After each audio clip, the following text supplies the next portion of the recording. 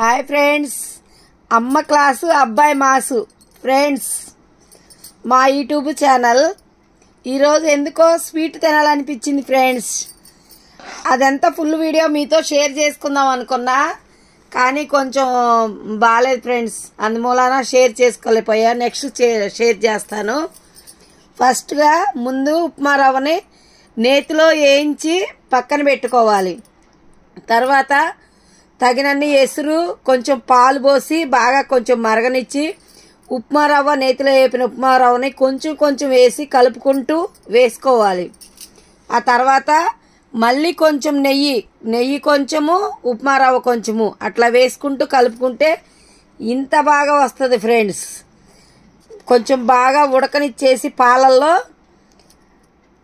దగ్గరికి వచ్చినాక కొంచెం జీడిపప్పు, బాదం పప్పు, కిస్మిస్లు, యాలకులు కొట్టేసాను ఫ్రెండ్స్. జీడిపప్పు, బాదం పప్పు, కిస్మిస్లు నేతిలో వేపి వేసే ఫ్రెండ్స్.